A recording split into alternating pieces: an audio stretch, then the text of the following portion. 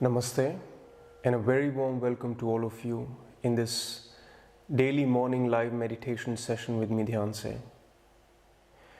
My salutations to Patanjali, the knowledge of yoga, and this opportunity for us to explore this knowledge together so that we can make our lives a little better, to have more clarity of ourselves and bring this also to our daily life.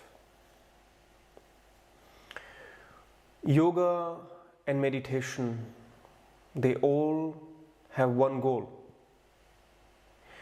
It's important to always remember this goal, because as we go along the journey, there are parts which are not easy. And to go through those phases, you have to remember the goal. And the goal is to know oneself. The goal is liberation. All different words, one and the same thing. In the end, they all converge to one thing, to knowing oneself. In this journey of knowing oneself, there is a lot of clarity needed about why we are unable to see ourselves, why we are unable to know ourselves, why we are unable to live ourselves. For that clarity, we have to look under the hood, meaning we have to look into our own minds.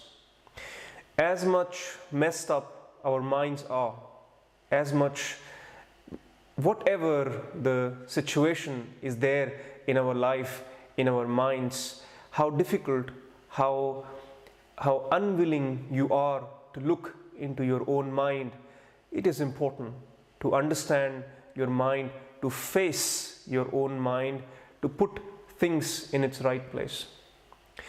Especially if we look at what is happening in the world right now, what we are going through together in this world right now, it is even more important that we take control of our mind back. Otherwise, this mind, through what it has seen in the last months, will take various forms, will have diseases, will have illnesses, will have ill health, which we would not even know where they are coming from, how to address them. So it is better at this stage already to take charge of our mind, to move towards healthy states of mind. And in this movement, Patanjali's Yoga Sutras are very helpful, because they paint a picture of the mind, they create a framework of the mind in which we can understand easily what is this mind and how do we tackle it, where are the handles, how do I approach and take this mind into a better place, put it in its right place, and put our being, our heart in its right place. Let us go through today's sutras, which are also based on the discussion that we are having since last couple of sessions.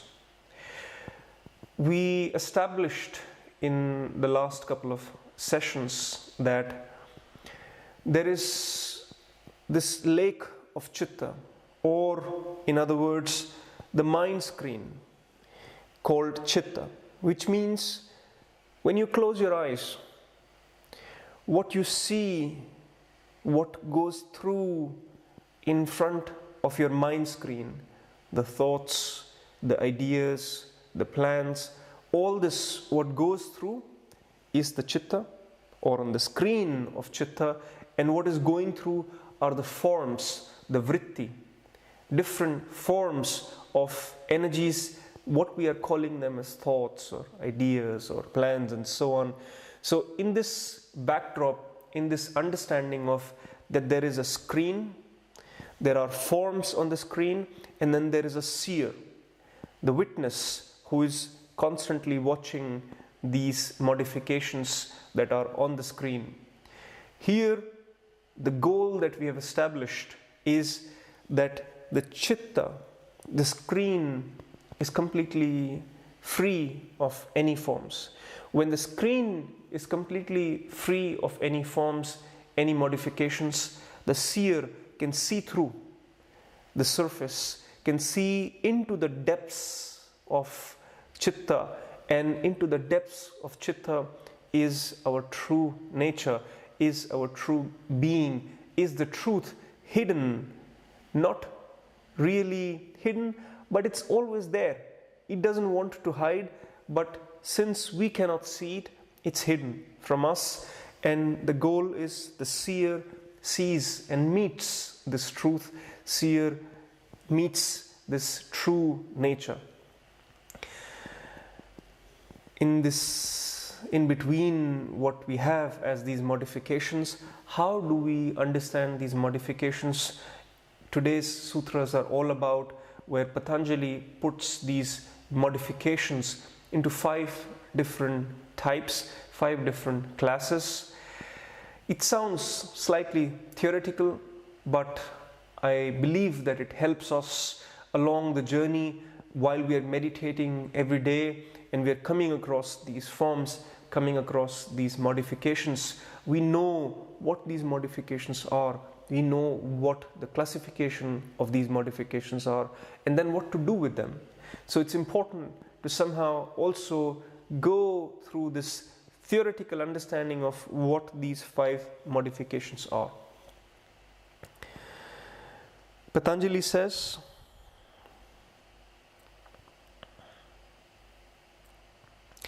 Vritya Panchatya Klishta Aklishta. So vritti, the modifications, are 5 in classes. Painful and not painful. Some of them you can feel already that they are bringing you misery, but some of them do not bring you misery, so they stay very deep in your consciousness, they stay very deep on your chitta, so you may not even attempt to work on them, and that is why it is important to know these 5 classifications as well. Pramana, Viparyaya, Vikalpa, Nidra, Smritya. Pramana, the evident knowledge, the right knowledge, the knowledge. Viparyaya, the wrong knowledge, the inverted knowledge, the perverted knowledge. Vikalpa, the uncontrolled imagination. Nidra, sleep. Smriti, memory. Let us go through these 5, the right knowledge, the wrong knowledge, the uncontrolled imagination, the sleep, and the memory, one by one, very briefly, and then we will sit in meditation, in silence, and validate, observe this in our own experience. Regarding pramana, the right knowledge or the evident knowledge, Patanjali has to say something more. Patanjali says, Pratyaksh Anumanagama Pramanani. Direct perception, inference, and testimony form evident knowledge. What is this evident knowledge? It's something that is very obvious. You never question that knowledge. It is not painful to, when you see yourself in the mirror, you see your body. You are a direct perceiver of your body, so you'll never question that, and it is not painful, and that becomes your evident knowledge. What you see around the physical objects, you never question that a table is a table, a chair is a chair. You see, you perceive, and that is your evident knowledge. And certain things you infer. You say 2 plus 2 is equal to 4. You infer, there is a inference, there is a calculation in the background, and you infer that direct knowledge, that evident knowledge. Or someone tells you and you believe that person.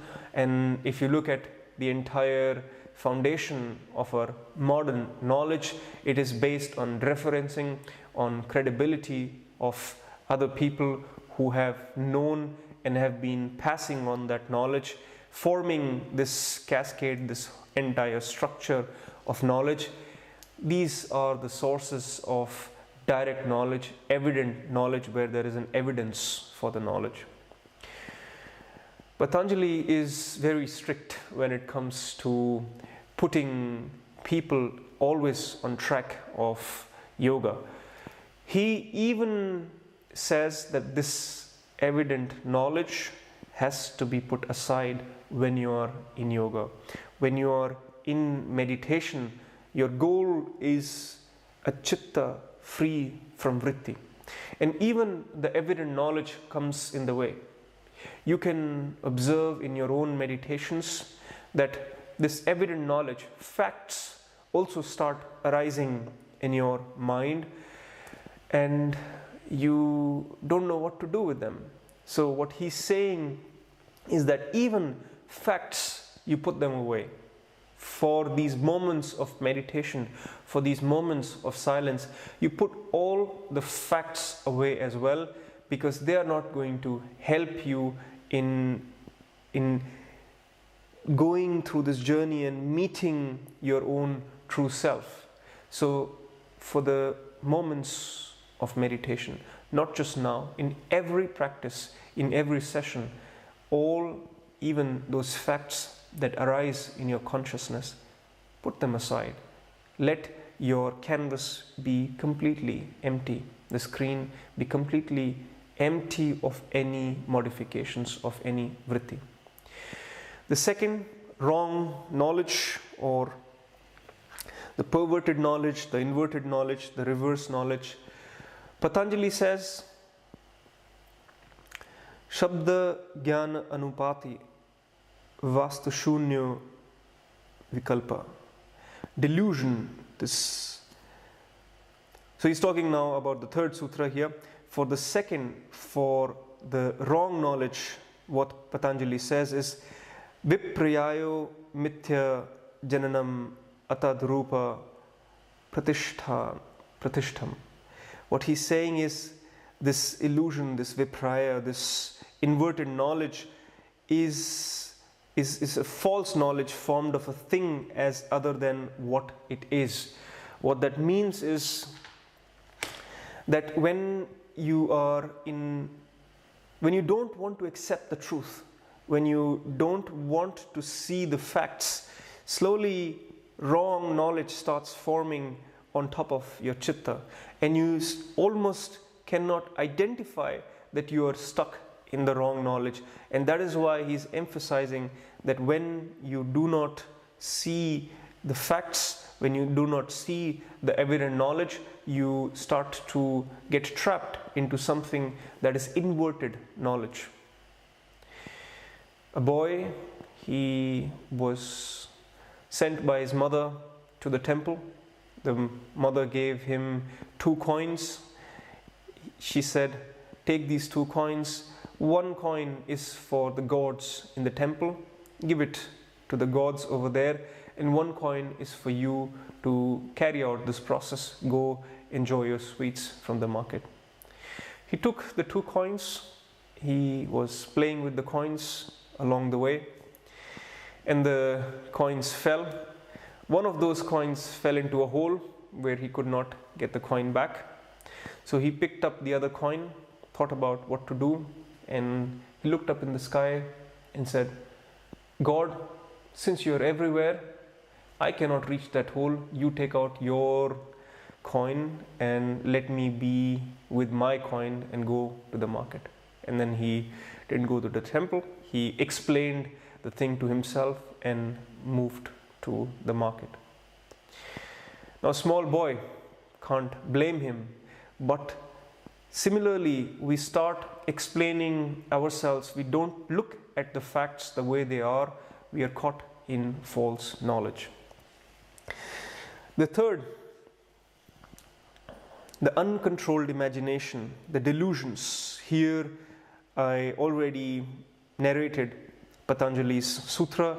What he's saying is delusion follows from words having no corresponding reality. Delusions, here what he's saying is even the imagination is where one can get caught up and one can keep on going on and on and on, uncontrolled in fantasy, in imagination. Put a check to that. When you are in meditation, when you have your eyes closed, you see that your mind is getting drifted away in imagination, in delusion. Bring it back. Last two, sleep and memory. Sleep is when you are tired, there is a layer of unconsciousness on top of your chitta, and when you are sitting in meditation, you fall asleep. Here, the message is that make sure that you're not falling asleep. Make sure that you're rested enough, that you're not falling asleep in the moments of meditation. Otherwise, there is no meeting of the witness. There is no witness. There is no awareness if you are falling asleep. Lost memory. We're carrying so much past in us all the time, the burden of the past. And if we continue to carry that burden of the past in our chitta, in our mind, it will always come in the way. Just like my hand is coming in the way, it will always come in the way of the witness and the true being, the truth, the true self. Let us observe, validate these 5 modifications in our own silence, in our own chitta, as we close our eyes. So please close your eyes.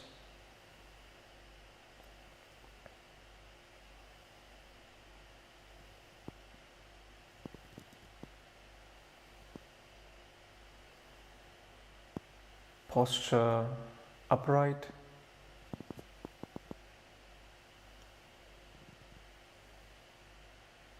Comfortable. Awareness inwards on your mind screen. Observing your mind screen.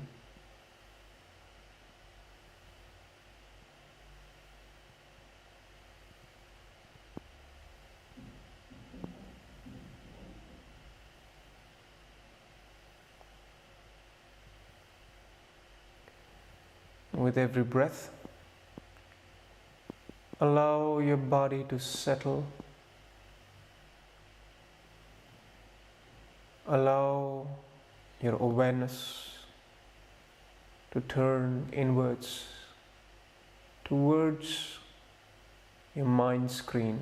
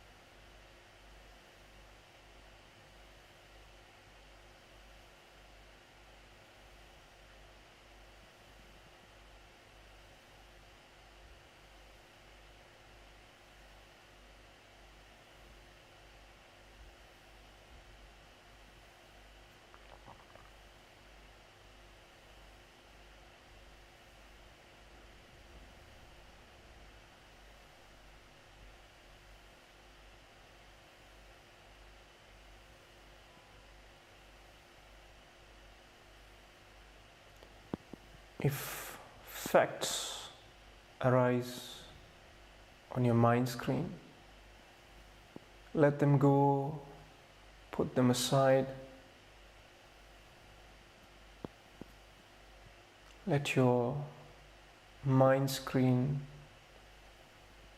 be free of all modifications.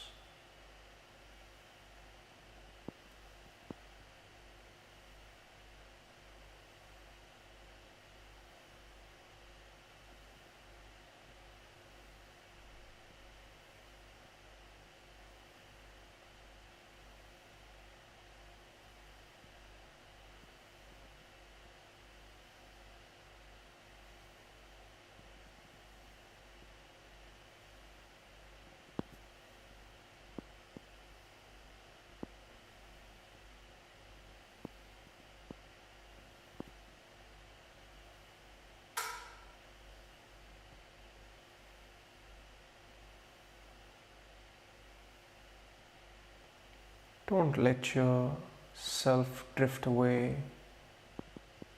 in perverted knowledge, imagination, sleep, memory.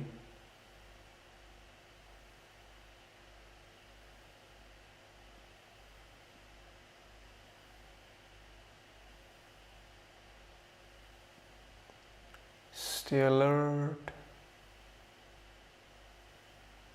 observing your mind screen, and whatever arises, put it aside. Keep the mind screen free of all modifications.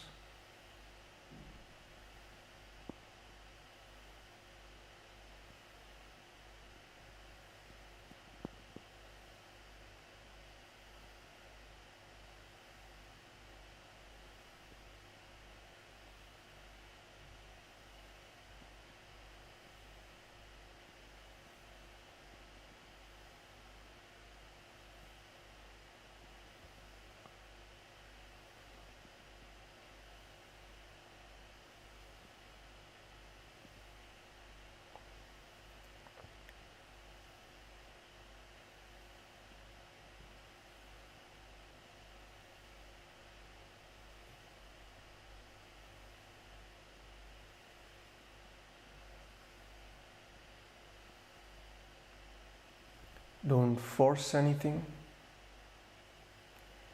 If it happens, good. If it doesn't happen, let it be. Stay alert, stay aware,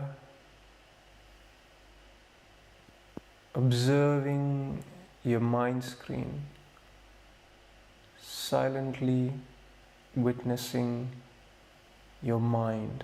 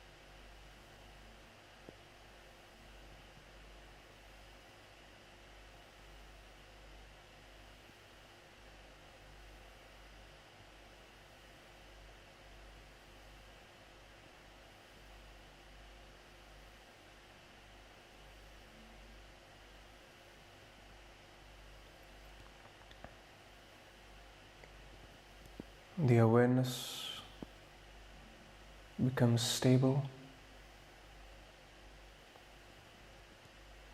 as you remain a silent witness of your mind screen.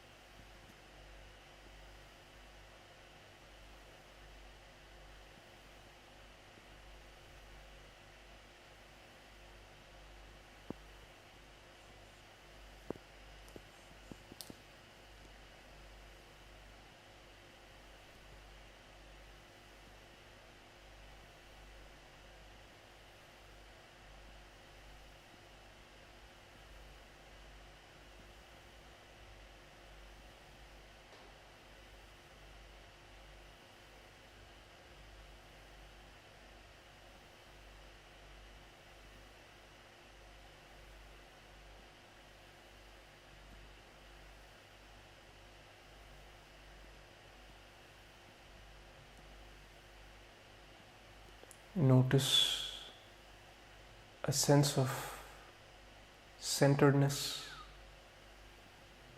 silence,